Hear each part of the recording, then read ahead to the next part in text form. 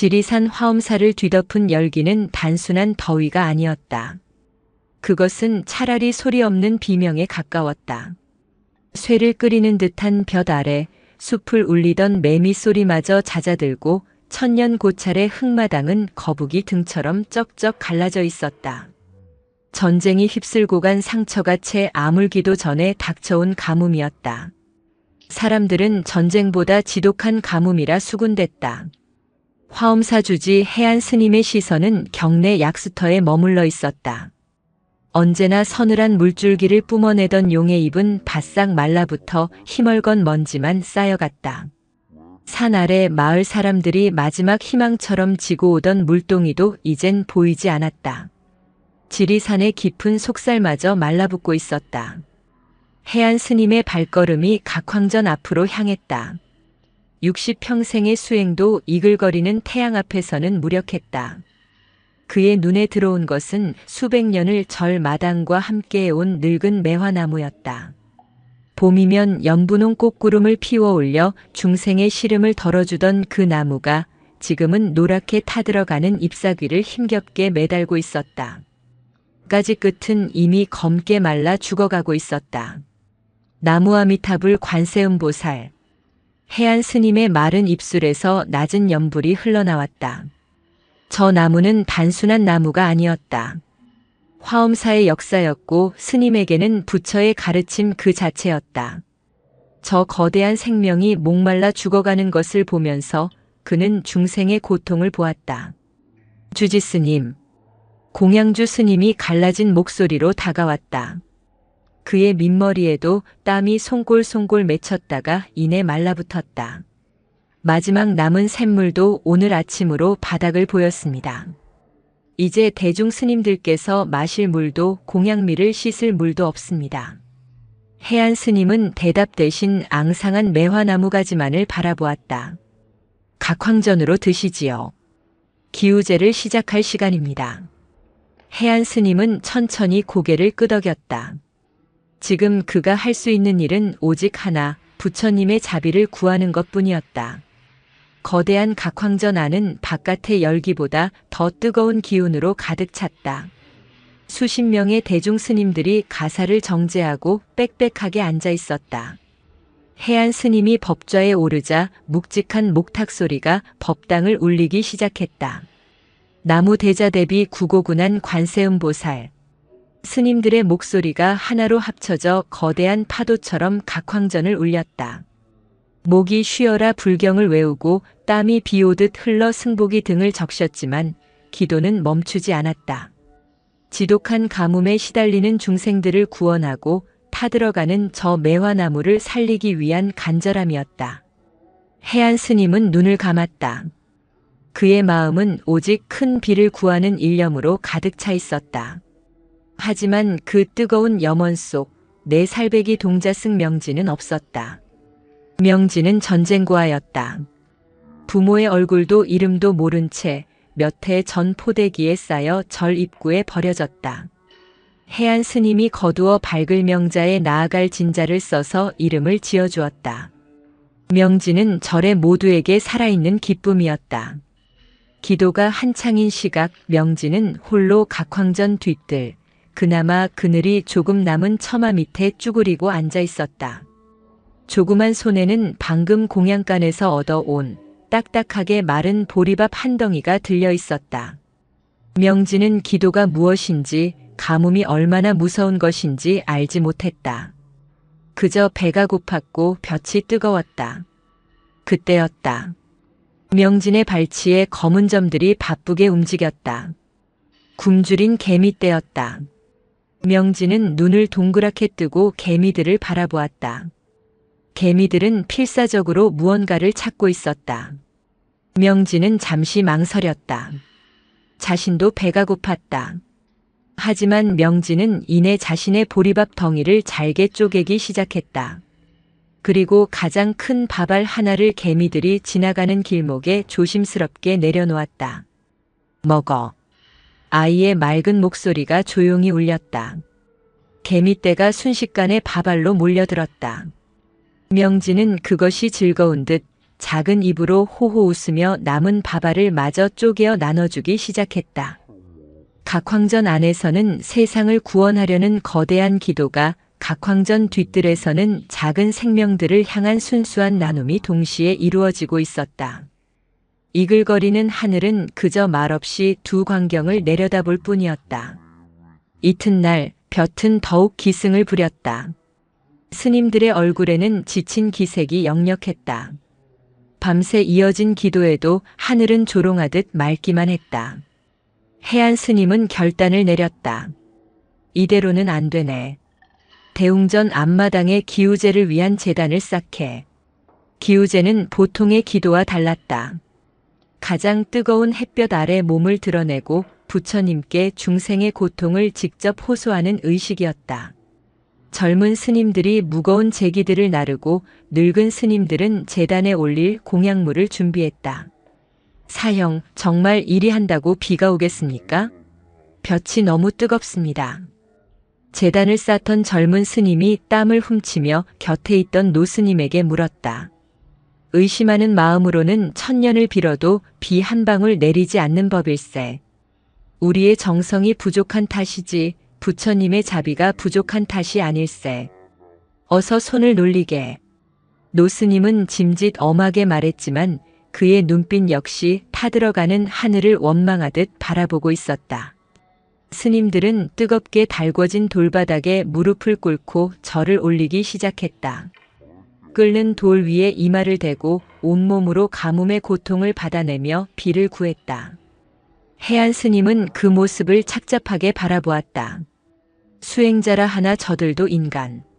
저 뜨거운 고통 속에서 어찌 원망의 마음이 없겠는가. 그는 중생의 고통이라는 거대한 화두에 짓눌려 있었다. 그 시각 명진은 공양간에서 점심 공양을 마치고 나왔다. 오늘은 운 좋게 물기 있는 무 조각 하나를 얻었다. 명진은 그것을 입에 물고 신이나 뒤뜰로 향했다. 어제 밥을 주었던 개미들을 다시 만나러 가는 길이었다. 그런데 뒤뜰로 향하던 길목, 볕이 가장 따갑게 내리쬐는 흙바닥에서 무언가 꿈틀거리는 것을 발견했다. 작은 지렁이 한 마리였다. 본래 축축해야 할 흙이 말라붙어 녀석은 갈 곳을 잃고 뜨거운 흙 위에서 몸부림치고 있었다. 붉은 몸은 이미 반쯤 말라붙어 움직임이 둔해져 있었다. 명진은 그 자리에 얼어붙었다. 아이의 천진한 얼굴에서 웃음기가 사라졌다. 그는 입에 물고 있던 무 조각을 얼른 뱉어냈다. 그리고는 작은 손으로 지렁이를 조심스럽게 집어들었다. 지렁이가 손바닥 위에서 미약하게 꿈틀했다. 명진은 지렁이를 들고 두리번거렸다. 어디로 가야 할까? 아이는 본능적으로 그늘을 찾았다. 그리고는 담벼락 아래 커다란 바위가 그늘을 들이운 유일한 흙바닥으로 달려갔다. 그곳은 아직 희미하게나마 습기가 남아있는 곳이었다. 명진은 신발을 신은 채 흙바닥을 파기 시작했다. 작은 손으로 흙을 파내는 것은 쉽지 않았다. 손톱 밑에 흙이 끼고 돌부리에 긁혀 생채기가 났지만 아이는 멈추지 않았다. 이윽고 작은 구덩이가 만들어지자 명진은 지렁이를 그 안에 소중하게 내려놓았다. 그리고는 다시 흙을 덮어주었다. 아프지 마. 아이는 흙이 까맣게 묻은 손으로 흙무덤을 토닥였다. 그리고는 뱉어냈던 무 조각을 주워 흙무덤 위에 조심스럽게 올려놓았다. 이것도 먹으라는 뜻이었다. 해안 스님은 잠시 제단을 떠나 그늘에서 숨을 돌리던 중 그 광경을 멀리서 목격했다. 허저런. 해안 스님의 입에서 탄식이 흘러나왔다. 저 아이는 지금 온 산의 생명이 타들어가는 이 위급한 상황에 고작 지렁이 한 마리를 가지고 흙장난을 치고 있었다. 대중 스님들은 끓는 바닥에 이마를 대고 피를 말리는 기도를 올리고 있는데 저 철없는 아이는 무엇이 그리 즐거운가. 명진아. 해안 스님이 자신도 모르게 버럭 소리를 질렀다. 명진이 화들짝 놀라 돌아보았다. 흙투성이가 된 얼굴로 해안 스님을 멀뚱멀뚱 바라보았다. 이리 오너라. 어른들께서 중한 기도를 올리고 계시거늘 장난이 가당키나 하더냐. 해안 스님은 거대한 고목이 죽어가는 것과 산 아래 중생들이 마실 물이 없는 이 큰 고통에 집중하고 있었다. 그에게 명진의 행동은 그저 의미 없는 아이의 장난일 뿐이었다. 명진은 해안 스님의 노기에 놀라 울음을 터뜨릴 법도 한데 울지 않았다. 그저 어리둥절한 표정으로 흙 묻은 손을 등 뒤로 감추며 스님에게로 종종 걸음쳐왔다. 주지 스님, 지렁이가 아파요. 지금 지렁이가 문제더냐? 저기 타들어가는 매화나무가 보이지 않느냐? 내 사형들이 저 뜨거운 볕 아래 고통받는 것이 보이지 않느냐? 명진은 해안 스님의 말을 알아듣지 못했다. 그저 고개를 푹 숙였다. 해안 스님은 깊은 한숨을 내쉬었다. 내 살배기 아이에게 무엇을 바라는가? 그는 지친 몸을 이끌고 다시 기우제 재단으로 돌아갔다. 오직 큰 비가 내리는 것만이 이 모든 고통을 끝낼 유일한 길이다. 해안 스님의 마음은 더욱 초조해졌다. 그의 눈에는 거대한 고통의 바다만 보일 뿐 그 바다를 이루는 작은 물방울들은 보이지 않았다. 명진은 스님의 뒷모습을 바라보다가 다시 지렁이를 묻은 흙무덤으로 돌아갔다. 아이는 그 자리에 쭈그리고 앉아 지렁이가 다시 나오지 않기를 바라며 한참을 지켰다. 기우제를 올린 지 사흘째 되는 날이었다. 하늘은 여전히 녹구름처럼 번쩍였고 구름 한 조각 없었다. 스님들은 거의 탈진 상태에 이르렀다. 목탁 소리는 이제 힘없이 법당을 맴돌다 사라졌고 연불 소리는 갈라진 논바닥처럼 메말랐다. 모두가 지쳐 포기하려던 순간이었다. 해안 스님은 더 이상 법좌에 앉아 있을 수 없었다. 그는 비틀거리며 각황전 밖으로 나왔다. 숨이 턱턱 막혔다. 수백 년 된 매화나무는 이제 앙상한 뼈대만 남아 마치 하늘을 향해 원망의 손을 뻗은 듯 했다. 부처님, 정녕 이 땅을 버리셨나이까? 나의 수행이 부족한 탓입니까? 중생의 고통이 이리도 깊은데 어찌하여 감로수를 내리지 않으시나이까? 해안 스님의 마음속에서 뜨거운 무언가가 치밀었다. 그것은 절망이었고 어쩌면 희미한 분노일지도 몰랐다. 일평생을 부처님께 귀의했으나 눈앞에 이 재앙 앞에서 그는 무력했다. 그때 공양간에서 명진이 조그만 바가지 하나를 들고 나오는 것이 보였다. 가뭄이 절정에 달하자 물은 금보다 귀해졌다. 특히 아이인 명진을 위해 공양주 스님이 따로 챙겨둔 그야말로 마지막 한 모금의 물이었다. 공양주 스님은 바가지를 건네며 신신당부를 했다. 명진아, 이것이 마지막 물이다. 아무데도 가지 말고 저 그늘에서 아껴 마셔야 한다. 알았지? 명진은 고개를 끄덕이고 작은 나무 바가지를 두 손으로 소중하게 받아들었다. 바가지 안에는 아이의 목을 겨우 축일 정도의 물이 찰랑거렸다. 해안 스님은 그늘에 서서 명진을 지켜보았다. 저 아이도 목이 마를 게다. 어서 마시고 그늘에서 쉬어야 할 텐데. 명진은 바가지를 든 채 마당을 두리번거렸다. 아이는 몹시 목이 마른 듯 마른 입술을 혀로 축였다. 그는 물을 한 모금 마시려는 듯 바가지를 입으로 가져갔다. 하지만 명진은 물을 마시지 않았다. 아이의 발걸음은 그늘이 아닌 마당에서 가장 볕이 뜨거운 곳, 각황전 앞 거대한 바위를 향해 움직이기 시작했다. 스님들이 기우제를 올리느라 달걀을 올려도 익을 만큼 뜨겁게 달궈진 바로 그 바위였다. 해안 스님은 눈살을 찌푸렸다. 저 아이가 더위에 정신이 나간 것인가? 어딜 가려는 게냐? 명진은 뜨거운 바위 앞에서 아장아장 걸음을 멈췄다. 그리고는 쭈그리고 앉아 거대한 바위의 한가운데 실금처럼 가느다랗게 갈라진 틈을 들여다보았다. 해안 스님은 의아한 표정으로 그 모습을 지켜보았다. 그 바위 틈은 흙 한 줌 없는 곳이었다. 그저 돌과 돌이 맞닿은 작은 틈에 불과했다.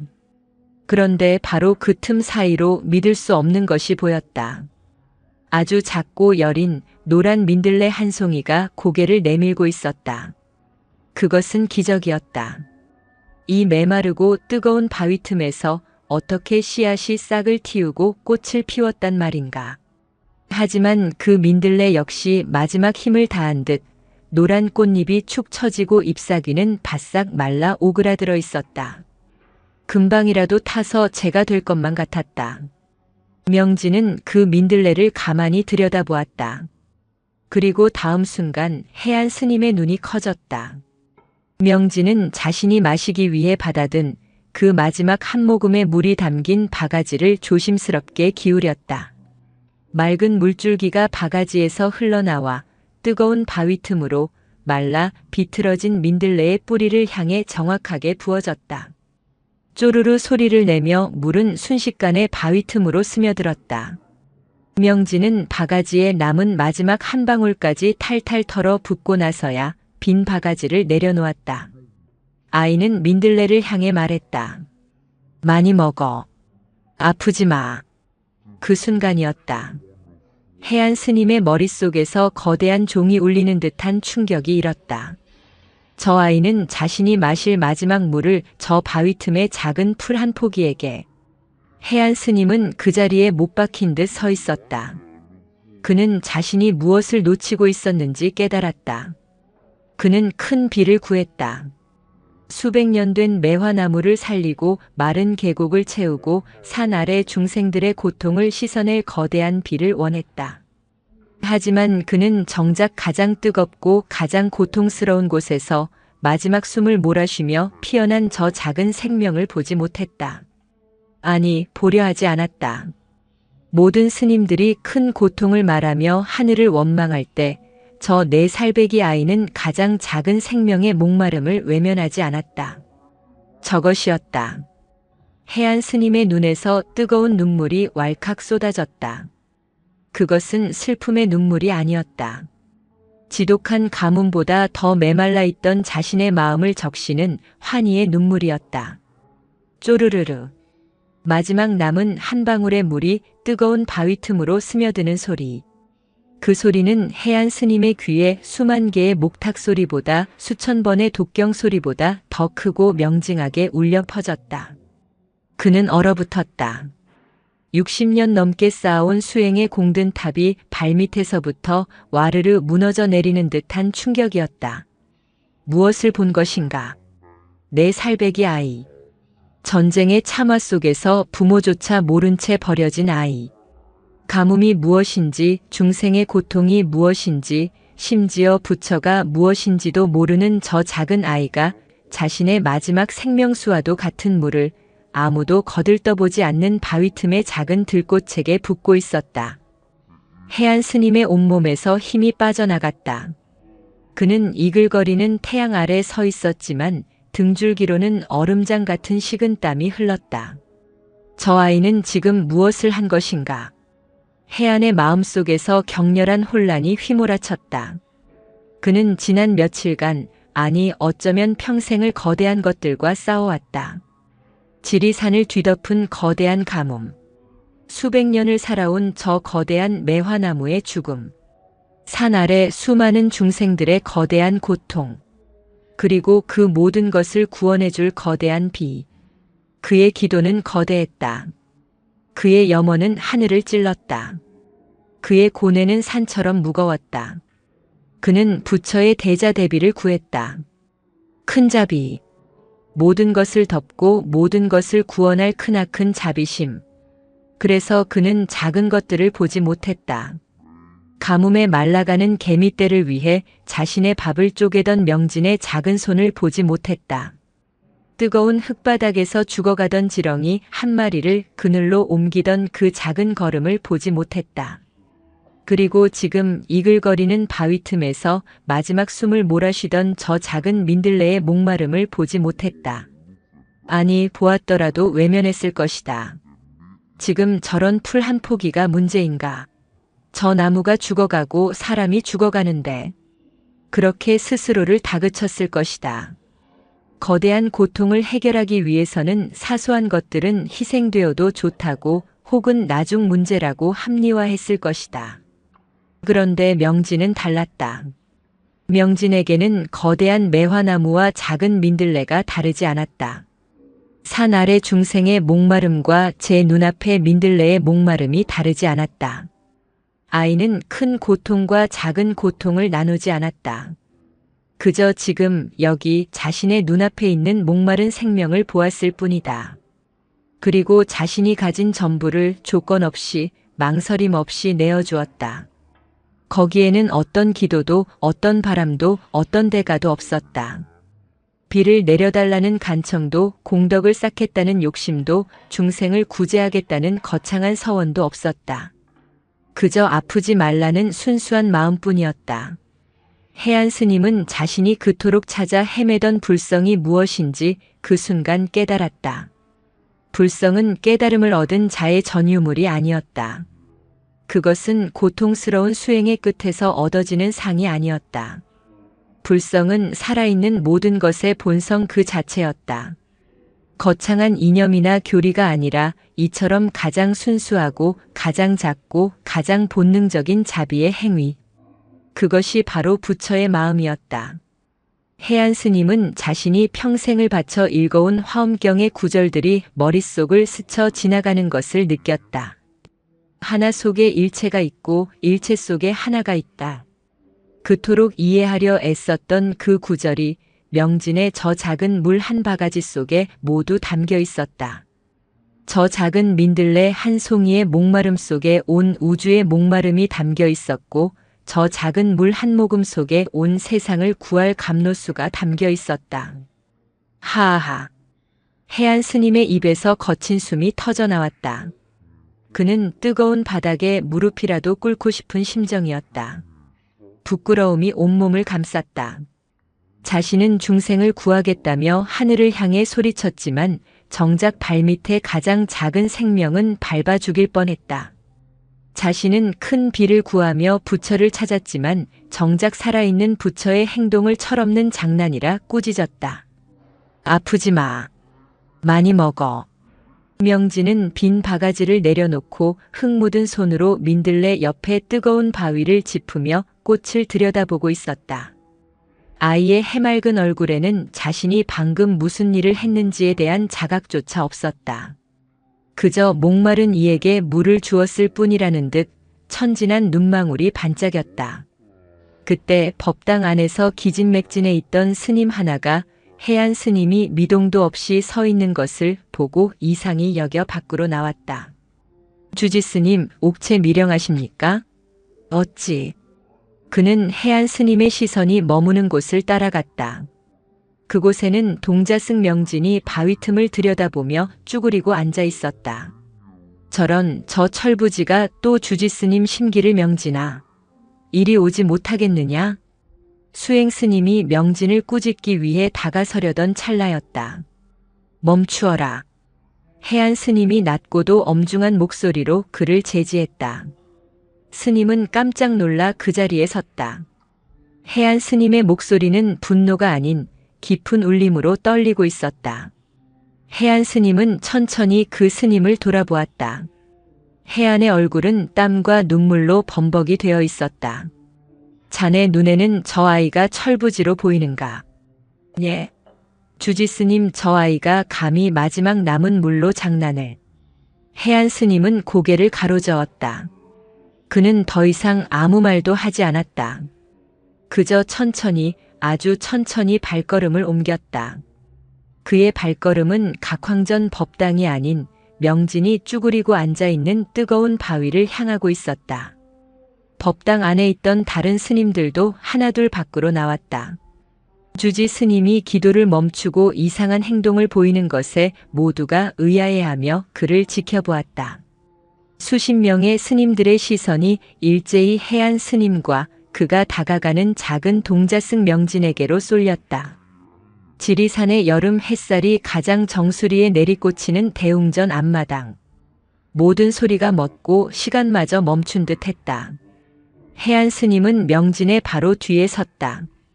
그리고는 흙먼지 가득한 뜨거운 바닥을 내려다보았다.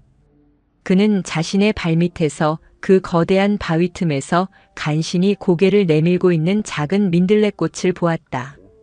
명진의 물을 받아먹고 아주 미약하게나마 고개를 들려고 애쓰는 그 연약한 생명을 보았다. 해안 스님은 천천히, 아주 천천히 자신의 몸을 굽혔다. 60평생의 수행, 화엄사 주지라는 무거운 직책, 그 모든 것을 내려놓고 그는 끓는 듯한 돌바닥 위에 두 무릎을 꿇었다. 그리고 자신의 이마가 흙바닥에 닿을 듯 그 작은 민들레꽃을 향해, 아니, 그 민들레꽃에게 자신의 생명수를 나누어 준 저 작은 부처를 향해 깊고도 경건하게 엎드려 합장했다. 그 충격적인 광경에 그곳에 있던 모든 대중 스님들이 숨을 삼켰다. 정적. 이글거리는 태양 아래 지리산 화엄사 각황전 앞마당에는 숨막히는 정적만이 흘렀다. 마른 매화나무 가지에 매달린 잎사귀가 바스락거리는 소리만이 유일한 움직임이었다. 수십 명의 대중 스님들은 자신들의 눈앞에서 벌어지는 광경을 도저히 이해할 수 없었다. 그들의 스승이자 화엄사의 주지이며 평생을 수행에 매진해온 해안 대선사께서 지금 저 뜨겁게 달궈진 돌바닥에 무릎을 꿇고 있었다. 그것도 각황전의 장엄한 부처님을 향해서가 아니었다. 하늘을 향해서도 아니었다. 고작 내 살배기 동자승 전쟁고와 명진의 등 뒤에서 그 아이가 물을 준 이름 모를 바위 틈의 잡초 작은 민들레를 향해 오체투지를 하듯 엎드려 있었다. 주지스님. 가장 연장자인 노스님이 경악하며 소리쳤다. 지금 무얼 하시는 겁니까? 더위에 정신이라도. 모두 조용히 하라. 해안 스님이 엎드린 채 땅을 울리는 듯한 목소리로 말했다. 그의 목소리에는 거스를 수 없는 위엄과 함께 깊은 감동이 서려 있었다. 해안 스님은 천천히 고개를 들었다. 그의 민머리는 땀으로 번들거렸고 뺨에는 두 줄기 눈물이 마른 자국을 그리고 있었다. 그는 무릎을 꿇은 채 천천히 몸을 돌려 멍하니 서 있는 대중 스님들을 바라보았다. 그대들에게 묻겠네. 해안 스님의 목소리는 낮았지만 마당에 있는 모든 스님들의 귀에 똑똑히 박혔다. 우리는 지난 며칠간 무엇을 위해 기도했는가? 한 젊은 스님이 머뭇거리다 대답했다. 그야 가뭄으로 고통받는 중생들과 저 매화나무를 살릴 비를 구하기 위함이었습니다. 그렇지. 큰 비를 구했지. 해안 스님이 고개를 끄덕였다. 우리는 중생의 큰 고통을 말하며 하늘을 바라보았네. 이 지독한 가뭄이라는 거대한 재앙을 끝내달라고 부처님께 애원했지. 저 거대한 고목이 타들어가는 것을 안타까워하며 우리의 목이 쉬어라 불경을 외웠네. 그의 시선이 대중을 천천히 훑었다. 그런데 말이네. 우리가 저 하늘만 바라보고 저 큰 나무만 걱정하는 동안 바로 우리 발밑에서 이 마당에서 가장 뜨겁고 가장 고통스러운 저 바위 틈에서 작은 생명 하나가 마지막 숨을 몰아쉬고 있었네. 해안 스님이 손을 들어 명진이 물을 준 바위 틈을 가리켰다. 그대들 중 저곳에 민들레꽃이 피어 있다는 것을 안 사람이 있었는가? 저 작은 생명의 목마름을 본 사람이 있었는가? 아무도 대답하지 못했다. 스님들은 그제야 그곳에 민들레가 있었다는 사실을 깨달았다. 그들은 모두 고개를 숙였다. 그들의 눈에는 오직 큰 문제만이 보였을 뿐 그런 사소한 것은 들어오지 않았던 것이다. 해안 스님은 자신의 옆에서 어리둥절한 표정으로 서 있는 명진의 머리를 쓰다듬었다. 명진은 주지 스님이 왜 이러는지, 이 많은 스님들이 왜 자기를 쳐다보는지 알지 못한 채 그저 해안 스님의 승복 자락을 꼭 쥐었다. 우리는 모두가 중생구제라는 거창한 말을 입에 담았으나 정작 저 작은 생명의 절규는 외면했네. 그것은 우리의 문제보다 작고 사소하다고 치부했지. 해안 스님의 목소리가 점차 높아졌다. 그런데 이 아이는 글자도 모르고 불경 한 구절 외우지 못하는 이 아이는 달랐네. 이 아이는 큰 고통과 작은 고통을 가르지 않았어. 그저 제 눈앞에 목마른 생명을 보았을 뿐이네. 그리고 자신이 마실 마지막 남은 한 모금의 물을 그 생명을 위해 아무런 조건 없이 망설임 없이 내어주었네. 해안 스님은 명진이 들고 있던 빈 나무 바가지를 들어 올렸다. 그대들 이것이 무엇으로 보이는가? 스님들은 침묵했다. 나는 이것이 빈 바가지로 보이지 않네. 나는 여기서 온 우주를 적시고도 남을 자비의 바다를 보았네. 우리는 저 하늘에서 감로수를 구했으나 진정한 감로수는 바로 여기 이 아이의 마음속에서 솟아나고 있었단 말일세. 해안 스님의 외침은 천둥처럼 각황전 앞마당을 울렸다. 불성. 우리가 평생을 찾아 헤맨 부처의 본성이란 것이 무엇인가? 그것이 저 법당 안 황금 불상에만 있단 말인가? 저 두꺼운 경전 속에만 있단 말인가? 그는 명진을 번쩍 안아들었다. 아니다. 불성은 바로 여기에 있었네. 조건 없이 내어주는 저 순수한 마음, 가장 작은 생명의 고통을 외면하지 않는 저 마음. 이것이 바로 살아있는 부처가 아니고 무엇이란 말인가. 대중 스님들은 그 자리에 얼어붙은 듯 서 있었다. 그들의 머릿속 또한 해안 스님이 겪었던 것과 같은 거대한 충격에 휩싸였다. 그렇다. 그들은 모두 수행자라는 이름 아래, 깨달음이라는 거대한 목표 아래 가장 기본적인 것을 잊고 있었다. 자비는 구하는 것이 아니라 행하는 것이며 불성은 찾는 것이 아니라 이미 내재되어 있는 것임을. 그들은 모두 하늘만 쳐다보느라 발밑에 가장 중요한 진실을 놓치고 있었다. 해안 스님은 명진을 안은 채 다시 바위 틈의 민들레를 향해 몸을 돌렸다. 기도를 멈추게. 예. 주지스님 하오나. 기우제는 끝났네. 우리는 이미 가장 큰 법문을 들었네. 우리가 할 일은 비를 구하는 것이 아닐세. 해안 스님은 명진을 조심스럽게 땅에 내려놓았다. 그리고는 다시 민들레 앞에 무릎을 꿇었다. 우리가 할 일은 저 가장 작고 연약한 생명 속에 깃든 위대한 부처의 본성을 향해 우리의 어리석음을 참회하고 경배를 올리는 것일세. 해안 스님이 다시금 민들레를 향해 천천히 합장하며 머리를 조아렸다. 그 모습을 지켜보던 노스님이 가장 먼저 해안 스님의 뒤에 와서 무릎을 꿇었다. 이어서 공양주 스님이, 젊은 스님들이, 화엄사의 모든 대중 스님들이 하나둘씩 자신들이 그토록 무시했던 바위 틈의 작은 민들레꽃을 향해, 그리고 그 옆에 서 있는 네 살배기 동자승 명진을 향해 경건하게 무릎을 꿇고 합장하기 시작했다. 수십 명의 스님들이 땡볕 아래 엎드려 절을 올리는 장관이 펼쳐졌다. 명진은 이 상황이 여전히 어리둥절했지만 모든 스님들이 자신과 민들레에게 절을 하는 것을 보고는 자기도 따라 해야겠다 싶었는지 해안 스님 옆에 쪼그리고 앉아 작은 고사리 손을 모아 민들레를 향해 합장했다. 아프지 마. 꼬차. 아이의 맑은 목소리가 스님들의 참회 속에 울려 퍼졌다. 바로 그 순간이었다. 모두가 기도를 멈추고 가장 낮은 곳을 향해 마음을 모은 바로 그 순간. 이글거리던 태양빛이 순간 흐려졌다. 가장 먼저 이변을 느낀 것은 무릎을 꿇고 있던 젊은 스님이었다. 자신의 민머리 위로 내리쬐던 살을 태울 듯한 햇볕이 순간 서늘한 무언가에 가려지는 것을 느꼈다. 그는 고개를 숙인 채 눈만 들어 하늘을 올려다보았다. 그리고 그는 숨을 멈췄다. 주지스님 저것. 그의 떨리는 손가락이 하늘을 가리켰다. 해안 스님과 모든 대중 스님들이 일제히 고개를 들었다. 그들의 눈에 믿을 수 없는 광경이 들어왔다.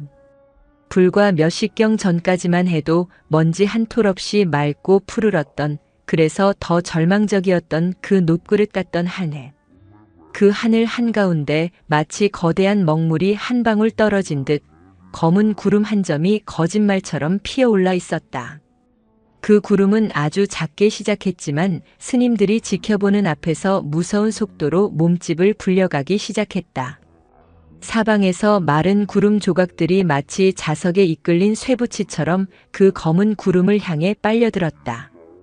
오! 스님들의 입에서 신음과도 같은 탄성이 터져나왔다. 그리고 바람이 불었다. 그것은 지리산의 마른 흙먼지를 일으키던 뜨거운 열풍이 아니었다.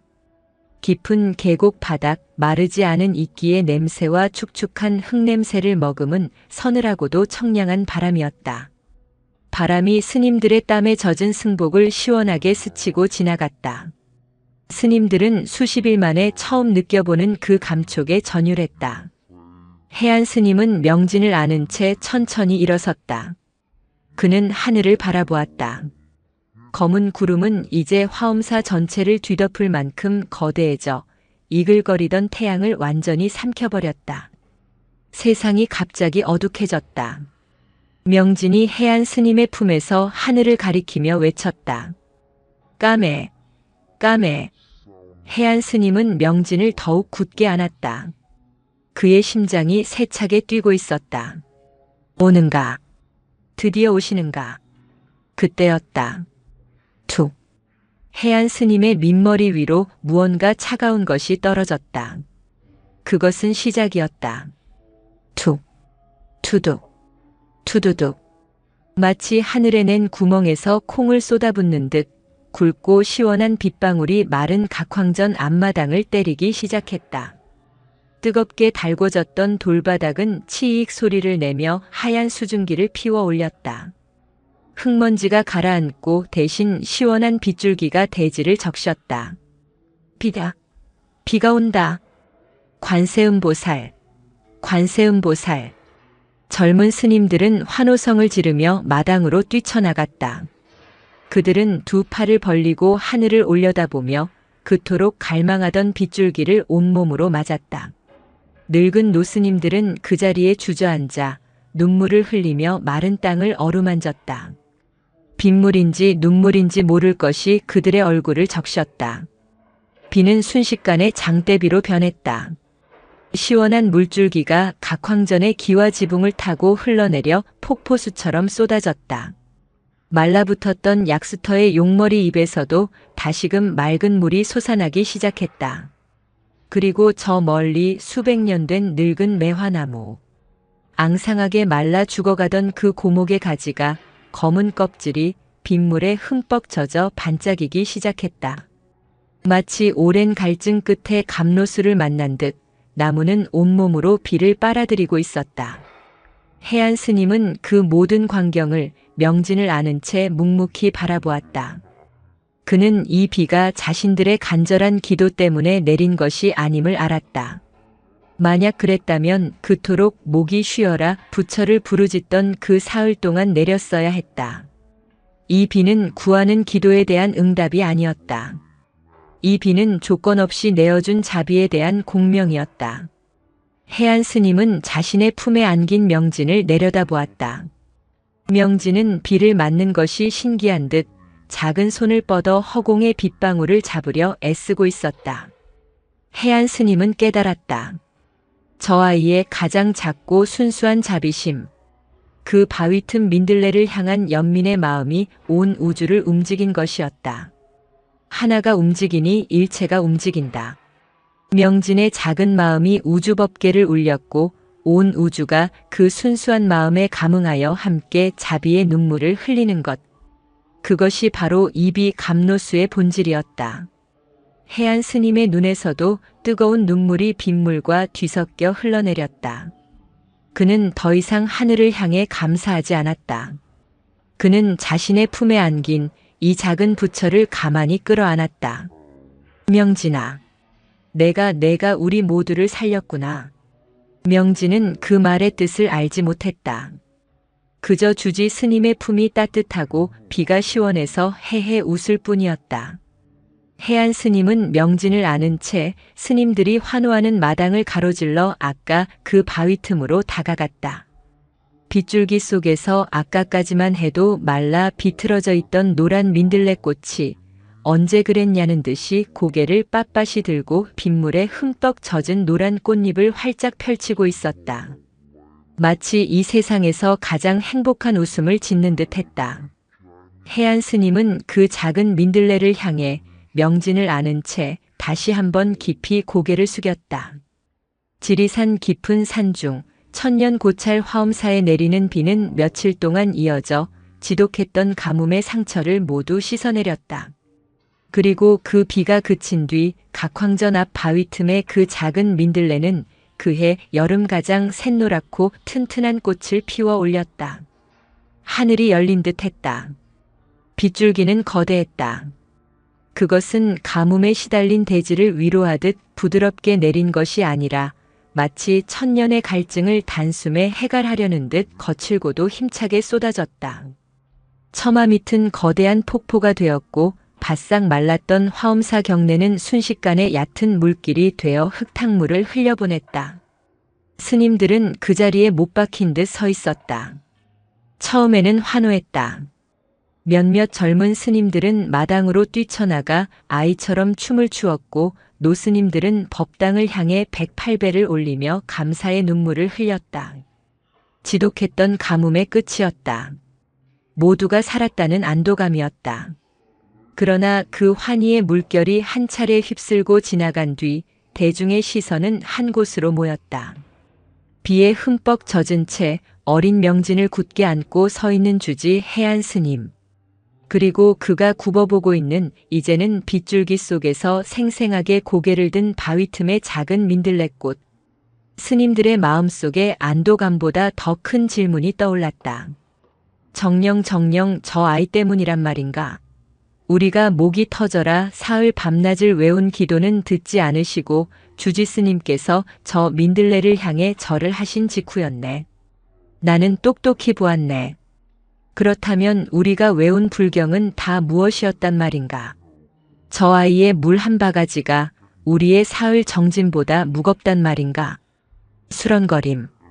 그것은 안도 뒤에 찾아온 혼란이었고 경이로움이었으며 어쩌면 자신들의 수행에 대한 깊은 회의감이었다. 해안 스님은 그 모든 시선과 수런거림을 묵묵히 받아내고 있었다. 그는 하늘을 올려다보았다. 빗물이 그의 주름진 얼굴을 타고 흘러내렸다. 그는 이 비가 승리의 대가가 아님을 알았다. 그것은 차라리 어리석음을 꾸짖는 죽비 소리에 가까웠다. 부처의 자비는 구하는 자에게 내리는 상이 아니라 베푸는 자의 마음에 이미 깃들어 있음을 보여주는 거대한 증명이었다. 명진은 해안 스님의 품에서 빗줄기를 바라보며 깨르르 웃었다. 주지 스님, 물 많아. 아이에게는 이 비가 기적인지 기우제의 응답인지 아니면 자비의 현현인지 중요하지 않았다. 그저 메마른 땅이 시원하게 젖는 것이 즐거웠고 민들레꽃이 더 이상 목마르지 않다는 사실이 기뻤다. 해안 스님은 그런 명진을 가만히 내려다보며 희미하게 미소 지었다. 그래, 명진아. 물이다. 내가 준 물이 이렇게 큰 물이 되어 돌아왔구나. 그는 명진을 고쳐 안고 빗속을 천천히 걸어 각황전으로 향했다. 스님들은 해안 스님의 뒤를 따랐다. 아무도 감히 그에게 먼저 말을 걸지 못했다. 흠뻑 젖은 승복을 갈아입을 생각도 잊은 채 대중 스님들은 빗소리가 요란한 법당 안에 다시 모여 앉았다. 해안 스님은 법좌에 오르지 않았다. 그는 명진을 자신의 무릎에 앉힌 채 대중과 같은 눈높이에서 입을 열었다. 그의 목소리는 빗소리에 묻힐 듯 낮았지만 이상하게도 법당 안의 모든 이에게 명료하게 들렸다. 우리는 모두 살았네. 스님들은 말없이 고개를 끄덕였다. 하지만 우리는 부끄러워해야 하네. 그 말에 몇몇 스님들이 고개를 들었다. 부끄러워하다니. 이 기적과도 같은 비 앞에서 왜 부끄러워해야 한단 말인가.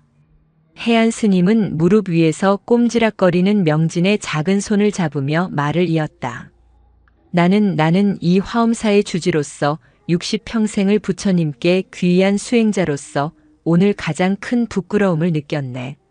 나는 저 거대한 매화나무가 타들어가는 것은 보았으나 내 발밑 가장 뜨거운 돌틈에서 신음하는 작은 생명은 보지 못했네. 그의 시선이 법당에 앉은 스님들을 하나하나 훑었다.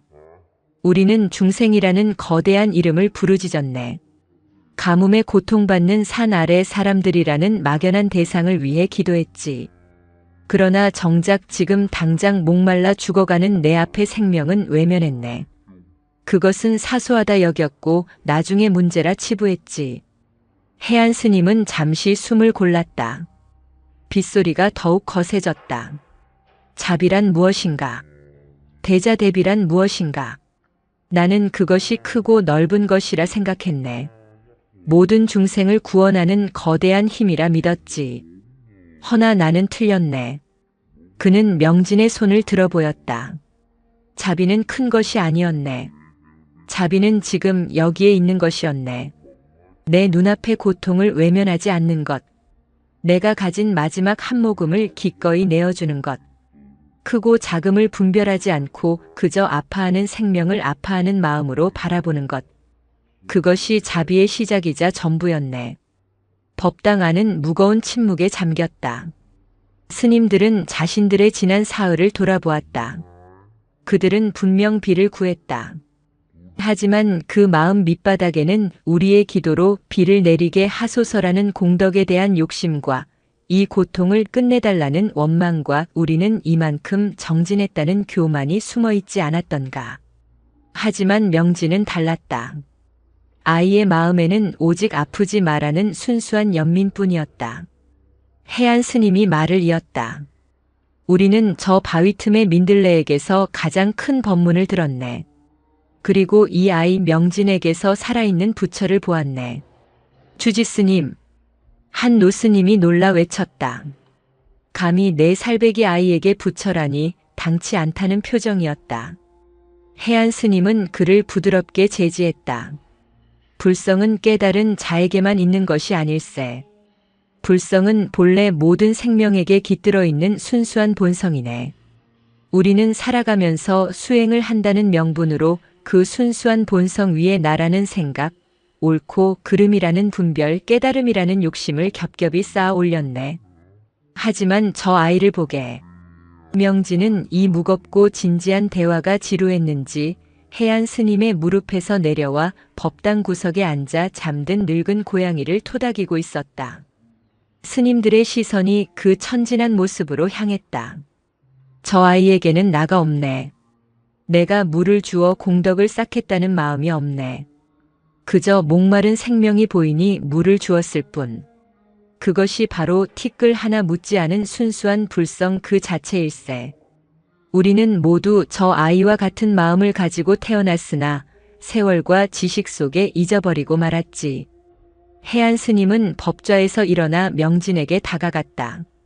그리고는 아이와 눈을 맞추며 부드럽게 물었다. 명진아, 아까 왜 그 꽃에게 물을 주었느냐? 비가 오게 해달라고 부처님께 부탁한 것이냐? 명진은 고개를 갸웃거렸다. 무슨 말인지 이해하지 못했다. 꽃 아파. 목말라. 그래서 물 줬어. 아이의 대답은 너무나도 간단명료했다.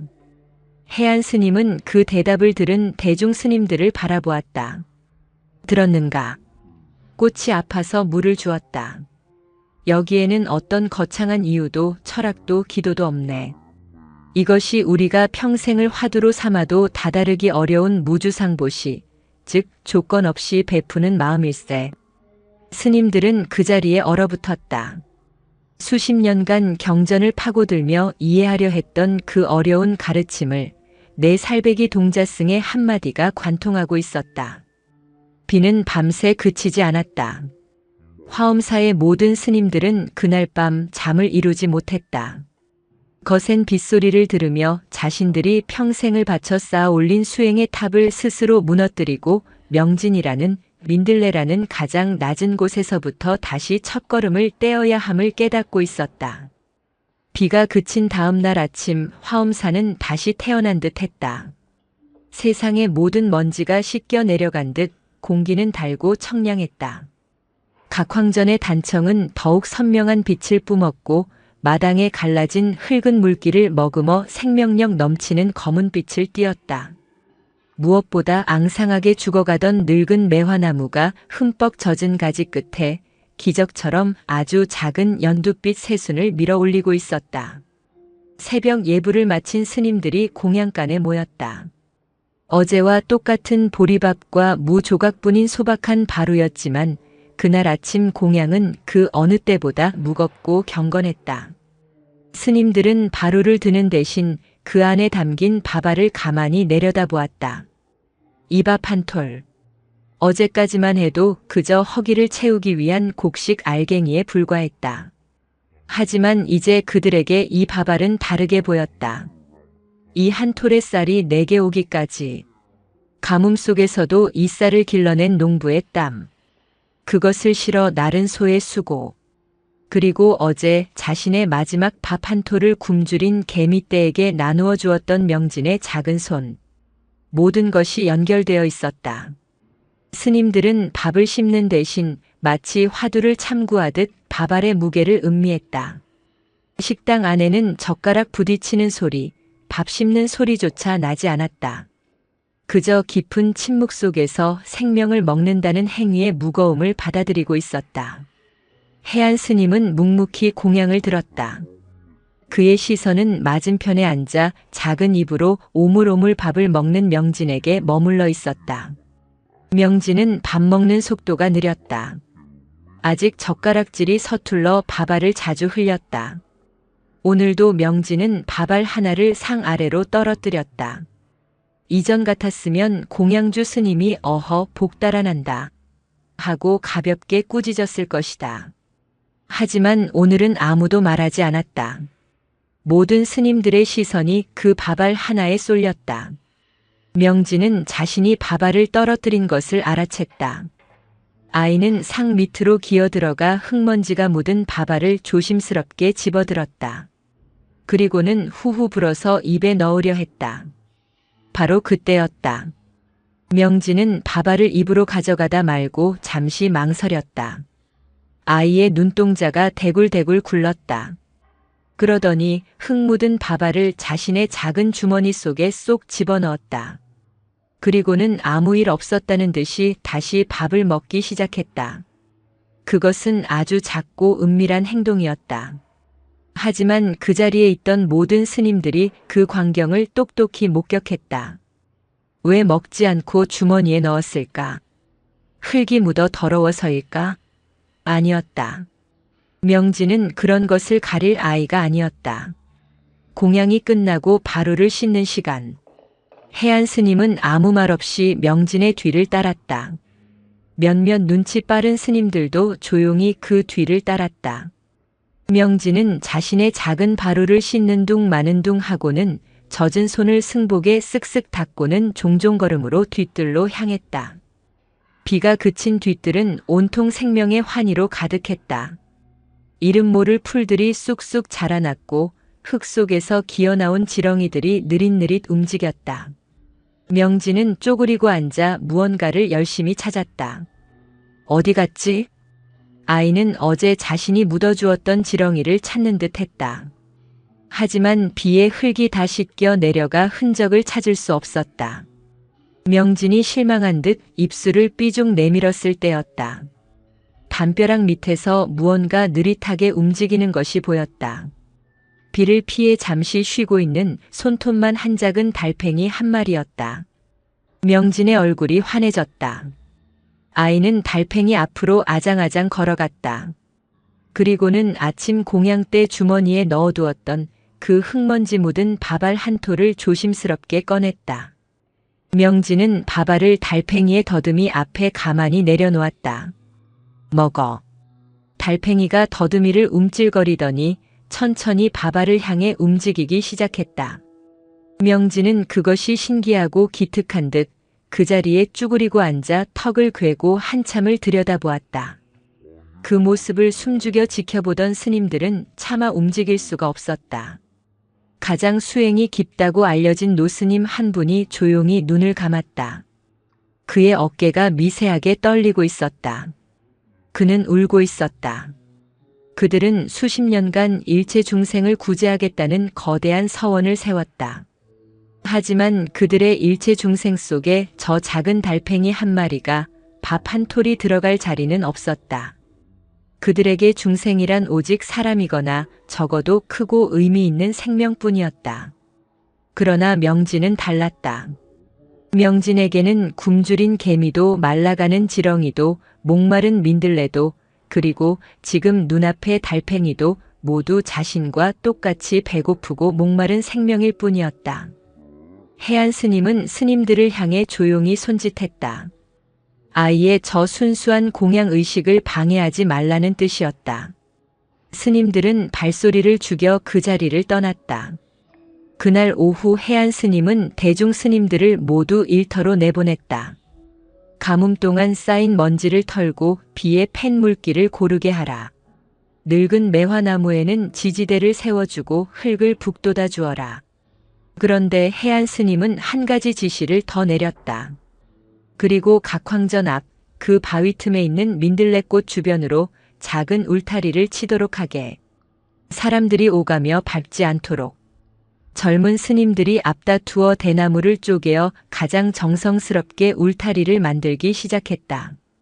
그때 명진이 그 모습을 보고 달려왔다. 뭐해?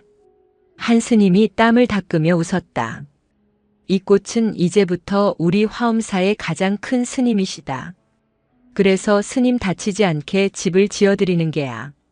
명진은 그 말을 알아듣지 못했지만 스님들이 민들레를 소중하게 다루는 것이 기뻤다. 울타리가 완성되자 명진은 다시 주머니를 뒤적거렸다. 그리고는 아침에 미처 다 주지 못했던 밥알 몇 톨을 꺼내어 민들레 뿌리 앞에 조심스럽게 내려놓았다. 꼬 스님 밥 먹어. 그 모습을 본 해안 스님이 큰 소리로 웃었다. 하하 그래. 저 꽃 스님께도 공양을 올려야지. 그래야 하고 말고. 해안 스님의 웃음소리는 지리산 골짜기에 울려 퍼졌다. 그것은 가뭄이 시작된 이래 그가 처음으로 터뜨린 진정으로 가볍고 행복한 웃음이었다. 그날 이후 화엄사의 수행은 달라졌다. 스님들은 더 이상 법당 안에 앉아 어려운 경전 문구와 씨름하는 시간을 줄였다. 대신 마당을 쓸고 밭을 메고 공양을 짓는 일상 속에서 살아있는 부처를 찾기 시작했다. 그들은 밥 한 톨의 무게를 알게 되었고 풀 한 포기의 목마름을 보게 되었다. 그들의 수행은 더 이상 깨달음을 향한 맹목적인 돌진이 아니라 지금 여기에 존재하는 모든 생명과의 교감이 되었다. 시간이 흘러 지리산은 비에 씻긴 상처를 서서히 회복해갔다. 마른 계곡에서는 다시 우렁찬 물소리가 들렸고 숲은 그 어느 때보다 짙은 녹음을 토해냈다. 화엄사에도 변화의 바람이 불었다. 가장 큰 변화는 각황전 앞마당의 작은 민들레였다.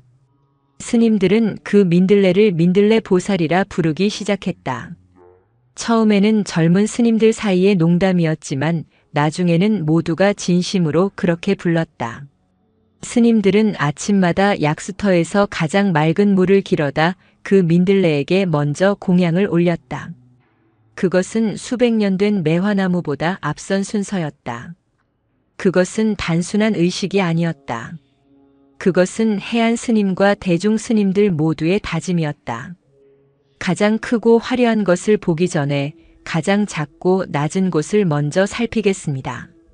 명진은 여전히 절의 막내 동자승이었다. 스님들은 명진을 특별하게 대우하지 않았다. 해안 스님은 그것을 엄격히 금했다. 저 아이는 성자가 아닐세. 그저 순수한 아이일 뿐. 우리가 저 아이를 특별하게 보는 순간 저 아이의 순수함은 우리의 욕심에 오염될 것이네. 우리는 저 아이를 숭배할 것이 아니라 저 아이가 보여준 마음을 배워야 하네.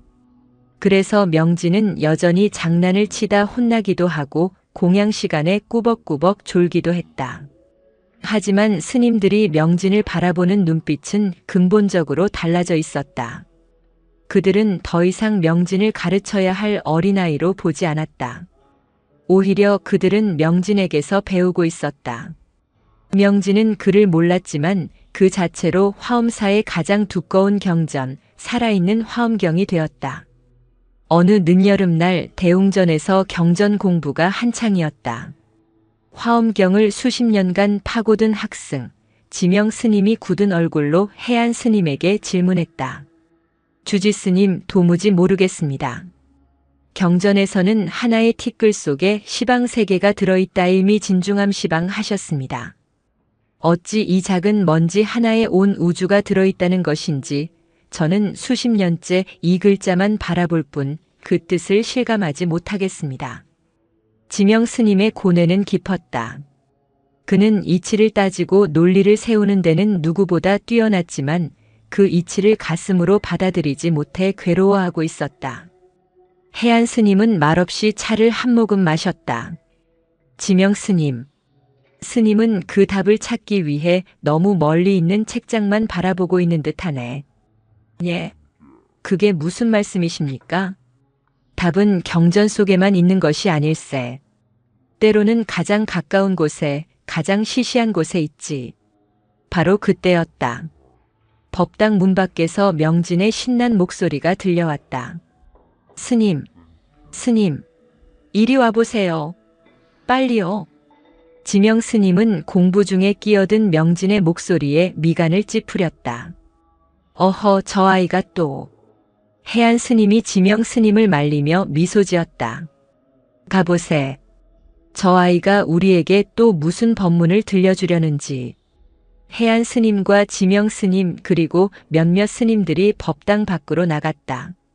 명진은 처마 끝에 매달린 거미줄 앞에 쪼그리고 앉아 있었다.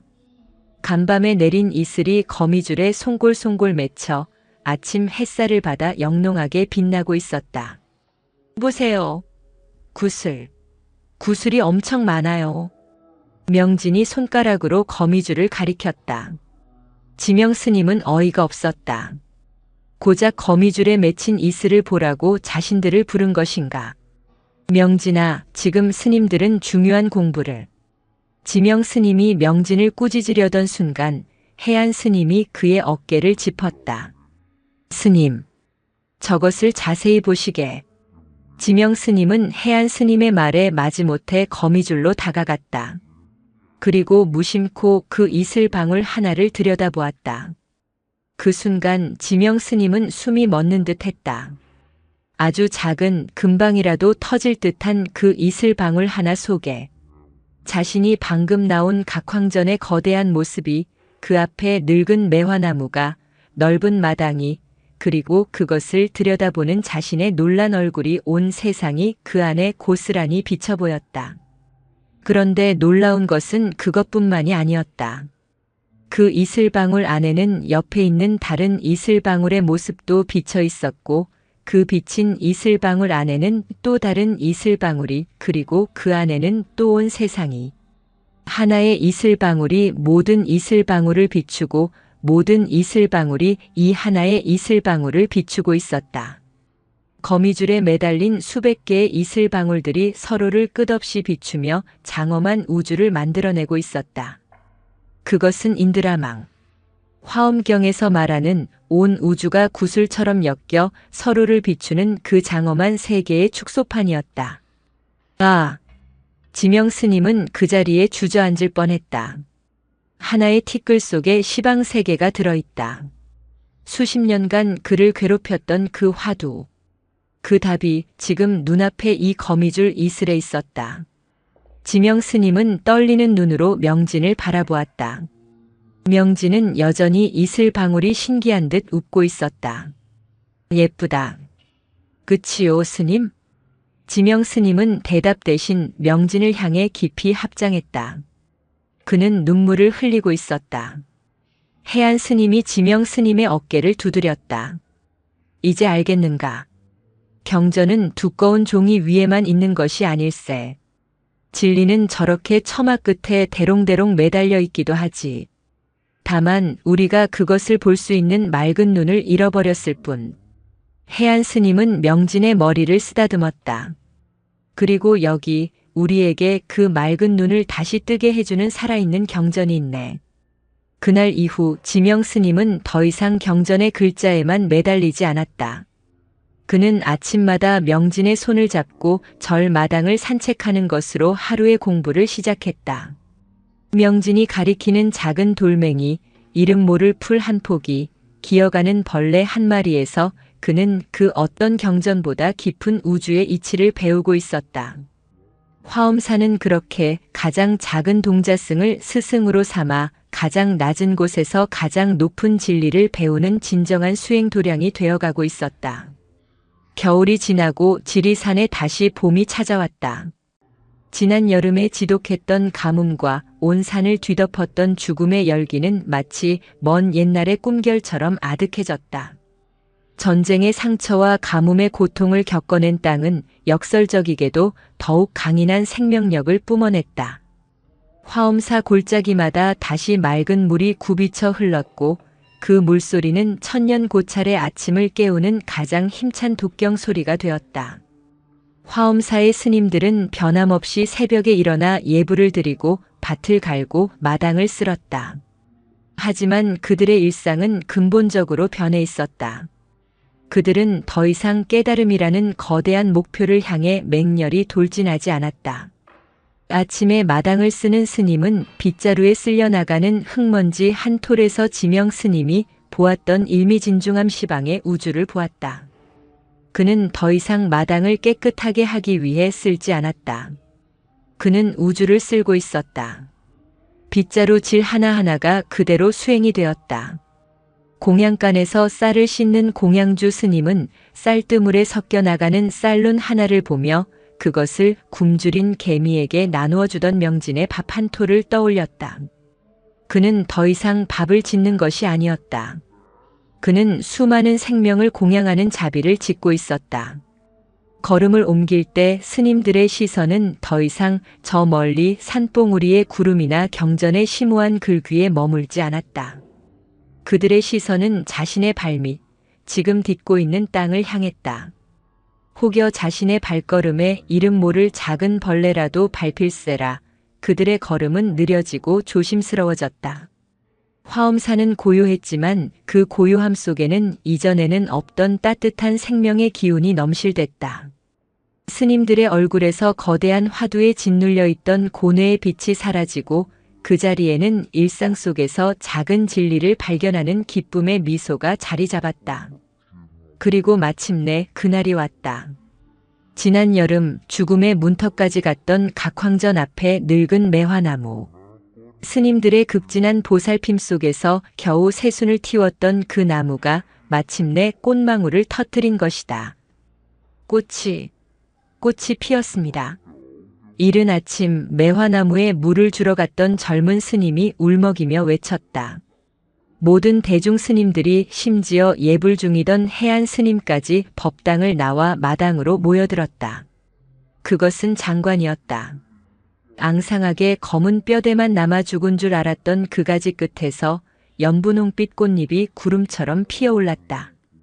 가뭄을 이겨내고 피어난 꽃은 그 어느 해의 꽃보다 더 크고 더 선명하고 더 처절하게 아름다웠다. 그것은 생명의 승리 선언이었다. 아미타불 나무 아미타불.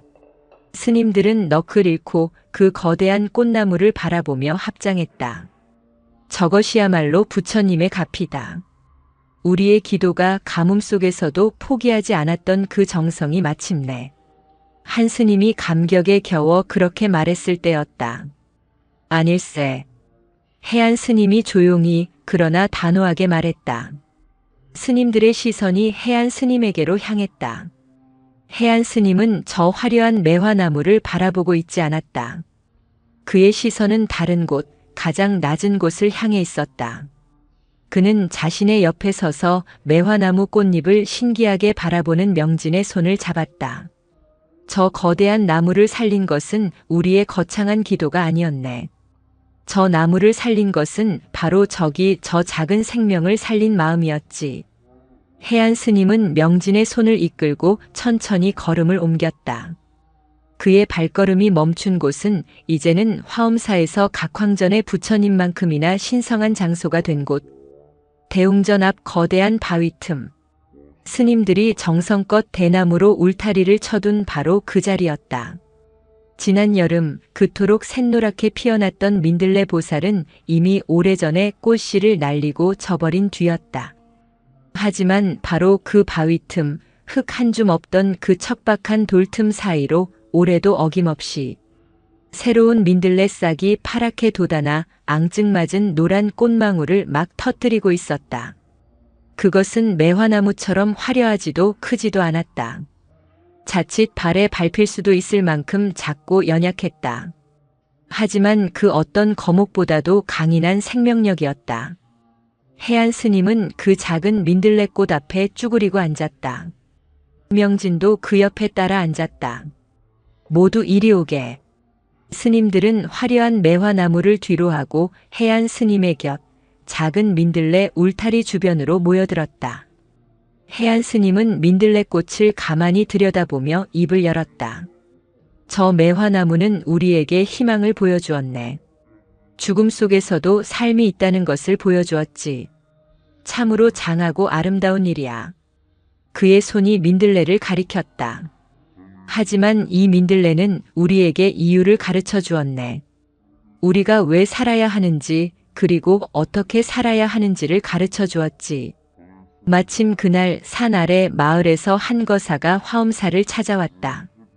그는 전쟁통에 아들을 잃고 삶의 의미를 찾지 못해 전국의 사찰을 떠돌던 사람이었다. 그는 가뭄이 오기 전에도 화엄사에 머물렀던 적이 있었다.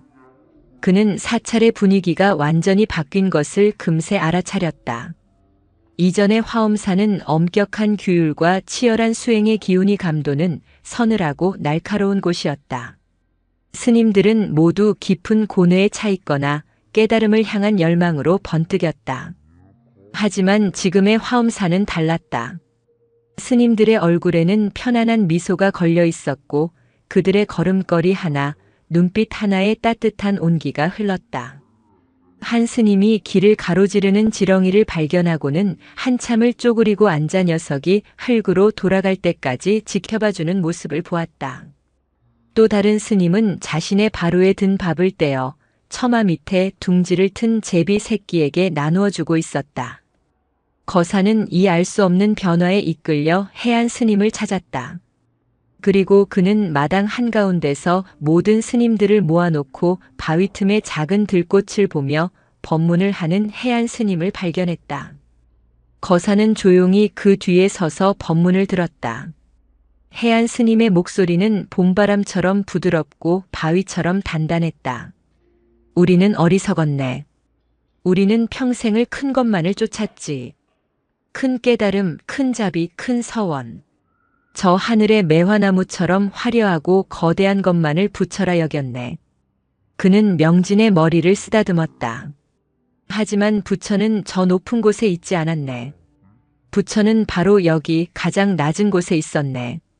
가장 뜨거운 바위 틈에서 가장 연약한 모습으로 가장 절박하게 목말라 하고 있었네. 해안 스님은 일어서서 대중 스님들과 거사를 둘러보았다. 우리는 불성을 찾아 수만 권의 경전을 읽고 수만 번의 절을 올렸네. 하지만 우리는 그 불성이 이미 우리 안에 있음을 알지 못했지. 바로 이 아이 명진의 마음처럼 말일세. 명진이는 경전을 모르네. 깨달음이 무엇인지 중생 구제가 무엇인지도 모르지. 하지만 명진이는 보았네. 목마른 생명을 보았네. 그리고 망설이지 않았네. 자신이 가진 마지막 물을 아무런 조건 없이 아무런 대가도 바라지 않고 그저 아프지 말라는 마음 하나로 내어주었네. 해안 스님의 눈이 이슬에 젖은 듯 빛났다. 그것이었네. 그것이 우리가 평생을 찾아 헤맨 불성의 본 모습이었네. 자비란 구하는 것이 아니라 이처럼 그저 내어주는 것이었네. 깨달음이란 얻는 것이 아니라 이미 내 안에 있던 순수한 마음을 되찾는 것이었네. 우리는 거대한 가뭄을 이기기 위해 큰 비를 구했으나 하늘은 응답하지 않았네. 하지만 이 작은 아이가 작은 물 한 모금을 베풀었을 때 온 우주가 그 마음에 감동하여 감로수를 쏟아부었네. 해안 스님은 거사를 바라보았다. 거사여, 삶의 의미를 찾으신다 하셨소. 삶의 의미는 저 멀리 있지 않소. 거창한 깨달음에 있지도 않소. 해안 스님이 바위 틈의 민들레를 가리켰다. 삶의 의미는 지금 내 눈앞에 있는 목마른 생명에게 내가 가진 마지막 물 한 모금을 건네주는 것에 있어. 내 발밑에 가장 작은 생명을 외면하지 않는 것에 있어. 저 바위 틈의 민들레가 아무도 알아주지 않는 척박한 곳에서도 묵묵히 노란 꽃을 피워내는 그 마음. 그 조건 없는 생명, 그 자체가 바로 우리가 찾아야 할 부처이고 삶의 이유일세. 법문이 끝났지만 아무도 움직이지 않았다. 스님들은 깊은 감동에 젖어 있었고 아들을 잃었던 거사는 뜨거운 눈물을 하염없이 흘리고 있었다. 그는 수십 년간 찾아 헤맸던 답을 오늘 이 작은 절마당에서 이름 모를 민들레꽃 앞에서 찾은 것이다. 그때 이 모든 무거운 침묵을 깬 것은 명진이었다. 명진은 해안 스님의 긴 법문이 끝난 것이 그저 기뻤다. 아이는 쪼르르 바위 틈으로 달려가 새로 피어난 노란 민들레꽃에 자신의 코를 박고 킁킁 냄새를 맡았다. 헤헤, 꽃이다. 그리고는 고개를 번쩍 들고 해안 스님을 바라보며 맑게 외쳤다. 주지 스님, 꽃이 또 폈어요. 목마르겠다. 물 주러 가요 우리. 그 순수한 외침에 해안 스님이 큰 소리로 웃음을 터뜨렸다. 하하하. 그래야지. 그래야 하고 말고. 우리 스님이 목마르시다는데 물을 드려야지. 해안 스님은 더 이상 법문을 하지 않았다. 그는 그 어떤 경전보다 위대한 살아있는 경전의 손을 잡았다. 가자 명진아. 물 기르러 가자. 늙은 주지 스님과 네 살배기 동자승이 손을 꼭 잡고 약수터를 향해 걸어갔다. 한 사람은 평생을 바쳐 진리를 구하다 마침내 가장 낮은 곳에서 답을 찾았고 한 사람은 진리 그 자체이면서도 자신이 진리인 줄 몰랐다. 스님들은 그 두 사람의 뒷모습을 바라보았다. 하늘에는 수백 년 묵은 매화나무가 화려한 꽃을 피워 부처의 장엄함을 뽐내고 있었고 땅에는 이름 없는 민들레꽃이 척박한 바위 틈에서 샛노란 꽃을 피워 부처의 자비를 증명하고 있었다. 지리산 화엄사의 봄은 그렇게 가장 높은 곳과 가장 낮은 곳이 하나가 되어 눈부시게 빛나고 있었다.